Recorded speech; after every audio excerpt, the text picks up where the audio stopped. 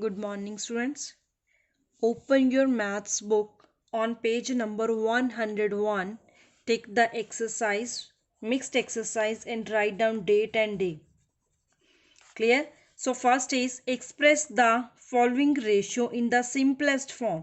तो हमने इन ratios को simplest form में convert करना है. तो हम कैसे करते थे इनको? हमारे पास two method थे. या तो हम HCF सॉल्व करते हैं या डायरेक्ट कटिंग करके कर सकते हैं, right? So students, I am going to solve this sum by cutting. Means मैं डायरेक्ट इस सम को कर रही हूँ. हमने 8.1 एक्सरसाइज में इन सम्स को HCF के साथ सॉल्व किया था, राइट? तो आपको जो भी मेथड इजी लगे आप वो यूज़ कर सकते हो. अगर आपने इन सम्स को HCF सॉल्व करके सॉल्व करना है तो कर सकते हो, राइट? सो 90 और 135, तो यूनिट्स प्लेस में क्या है, 0 और 5. तो हम 5 के टेबल में कट कर सकते हैं. 18 5 आर 90 और 5 2 आर 10, 5 7 आर 35. तो 3 के टेबल में 3 6 are 18, 3 9 are 27. Again by 3, 3 2 are 6, 3 3 are 9, right? So this is 2/3. तो 2/3 को हम और कटिंग नहीं कर सकते. सो this is the simplest form of this ratio. So simplest, ये हुई simplest form.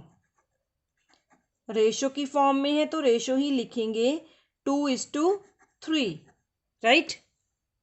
Second part is 225:450. So 225 divided by 450. इन दो नंबर्स के लास्ट का मीन्स यूनिट्स प्लेस 5 और 0 है तो हम 5 के साथ कट करके चेक कर सकते हैं. 5 4 are 20, 5 5 are 25, 5 9 are 45, 0 as it is. अगर आपको कटिंग नहीं क्लियर हो रही तो आप साइड में डिवाइड करके भी देख सकते हो. किसी एक टेबल से दो नंबर डिवाइड होने चाहिए. जैसे 45 और 90 है तो आप इसको ऐसे अलग से भी नोट डाउन करके दोबारा कटिंग कर सकते हो. 5 9 आर 45, 5 18 आर 90. तो आप इसको और दोबारा भी लिख सकते हो, 9/18. सो आप 9 पे भी कट कर सकते हो. 9 1 are 9, 9 2 are 18. This is equal to 1/2. So ratio is 1:2. तो रेशियो को हम इस 2 में लिखेंगे, 1:2. Clear? So students, you will solve it C and D part yourself, right? Now second sum, find one equivalent ratio for each. First part of second sum is हमने equivalent ratio calculate करनी है. तो हम ratio को ऐसे लिख सकते हैं, 1/7. तो 1 इक्विवेलेंट तो हम 2 से मल्टीप्लाई करेंगे. 1/2 into 2/2, 2 1 are 2, 2 7 are 14. So it's equivalent ratio of, so equivalent ratio of 1:7 is 1:7 की इक्विवेलेंट रेशियो कौन सी हुई, 2:14. क्लियर? Second is 3:11. तो 3:11 की हमने 1 इक्विवेलेंट रेशियो लिखनी है. We will multiply this ratio by 2. 2 3 are 6, 2 11 are 22. So equivalent ratio of 3:11 is 6:22. Clear? So students, you will solve it C and D part yourself. Next is third sum, find the value of A part is 6:18 is equal to 24:x. So students, this part is same as 9th sum of 8.1. तो ऐसे सम हमने 8.1 exercise के 9th सम में किए थे, जिसमें हमने किया था कि 6/18 इज इक्वल टू 24, यहाँ x गिवन है वहाँ डैश गिवन थी, राइट? सो हमने ये चेक करना है कि 6/18 को, क्योंकि ये इज इक्वल टू के बाद है, 6/18 को किसके साथ मल्टीप्लाई करें कि हमारे पास न्यूमरेटर में 24 आ जाए। 6 को 4 के साथ करेंगे तो डिनोमिनेटर में भी 4 के साथ मल्टीप्लाई करेंगे, right. So 18 4s are 72, clear. So x is 72। तो हम इस सम को किसी और मेथड के साथ भी सॉल्व कर सकते हैं। So I am going to solve B part by another method, right. 2/6 is equal to 12/6। तो हम इसको क्रॉस मल्टीप्लाई करेंगे। 2 multiply by x is equal to 12 multiply by 6। तो x एज इट इज रहेगा। 2 के साथ x मल्टीप्लाई हो रहा है, दूसरी साइड जाके डिवाइड कर सकते हैं हम। फिर हम कैंसिल करेंगे। 2 3s आर 6। तो ऊपर क्या बचा? 12 3s आर 36। स्टूडेंट्स, अगर आपको ये मेथड डिफिकल्ट लग रहा है then you can use this method. तो ये अभी शायद आपको स्टूडेंट्स ये आपको नेक्स्ट क्लास में आएंगे क्रॉस मल्टीप्लाई। तो you can adopt this method. जैसे हमने 8.1 एक्सरसाइज के 9 सम में सॉल्व किया था, आप वैसे ही सॉल्व कर सकते हो, clear. You can solve it C and D part yourself. Next is fourth, simplify the ratio. Next fourth sum is simplify the ratio. A statement में mixed ratio, mixed fraction given है is to 2, एक fraction है और एक number है।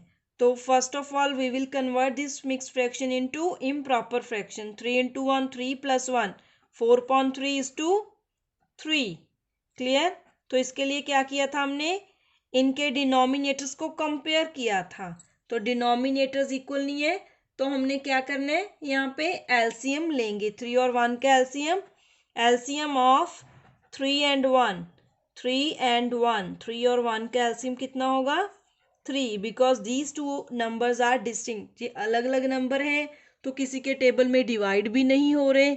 सो we can multiply these two numbers. तो हम LCM को इन फ्रैक्शंस के साथ मल्टीप्लाई करेंगे, जो भी ये है। 2 into 3, 3 के साथ 3 कैंसल, 4 रेशियो आई 4:6। So 4:6 is our answer. Students, आप इसको और भी सिंप्लीफाई कर सकते हो बट दिस इज ओके, ये भी ठीक है, राइट। Next is B 10:3.5। हम कौन से सम्स में एलसीएम सॉल्व करते हैं? जिसमें एक नंबर होल नंबर होता है और एक फ्रैक्शन होती है, यहाँ दोनों ही फ्रैक्शन में होते हैं, राइट। सो 10/1:3.5। तो 1 और 5 का क्या करेंगे? LCM, LCM of 1 and 5। तो 1 और 5 का एलसीएम भी 5 होगा बिकॉज ये दोनों नंबर किसी टेबल में नहीं जाते, डिस्टिंक्ट है, अलग अलग हैं। So we will multiply these two numbers. 5 तो हम क्या करेंगे? 10/1 into 5 is 2, वैसे ही लिखेंगे रेशो का साइन। 3.5 into 5 तो कैंसिल होता तो कर सकते हो 5 को 5 से, और यहाँ कुछ कैंसिल नहीं हो रहा। 10 को 5 से मल्टीप्लाई करेंगे, 50:3। So 50:3 is our answer. So students, you will solve its C and D part yourself, right? Next, fifth sum is of word problems. Now students, understand its fifth statement. If 2.5 liter of milk mixed with 1.5 liter of water, के 2.5 litre milk को 1.5 litre water के साथ mix किया गया है, तो हमने इसकी रेशियो कैलकुलेट करनी है, ratio of milk and water. We will write it statement as if 2.5 milk dash dash dash and water. So we will write ratio of milk and water 2.5 liter is to 1.5 liter. तो 2.5 and 1.5 को हम improper fraction में convert करेंगे। 2 2s are 4 plus 1 5, 5/2 liter is to 2 1s are 2 plus 1 3, 3/2 liter. Clear?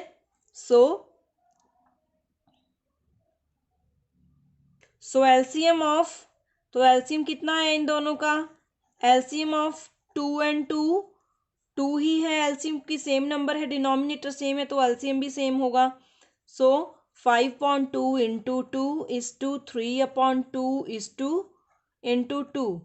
तो हम इनको cut कर सकते हैं 5:3. So ratio of milk and water is 5:3. Clear? So students, sixth statement is if the cost of 8 kg potatoes is rupees 96, find the cost of 1 kg potatoes. So we will write it as if the cost of 8 kg dash dash dash 1 kg potatoes. We will solve this sum as cost of 8 kg potatoes is equal to rupees 96. Cost of 1 kg potato rupees 96. 1 kg potato की cost rupees 96 divided by 8. 96 upon 8. We will cut these numbers. It's equal to 12 because 12 8s are 96. So the cost of 1 kg potatoes, 1 kg potatoes की cost rupees 12. Clear? This is our answer. Students, I have solved its 2 word problems that are 5th and 6th sum, and you will solve its remaining parts, sum number 7th, 8th, 9th and 10th, right? And we will do activity based upon this chapter. We will discuss these activities in our live class, right? So watch this video, understand these concepts, and then note it down in your notebook number 1. Clear? Thank you.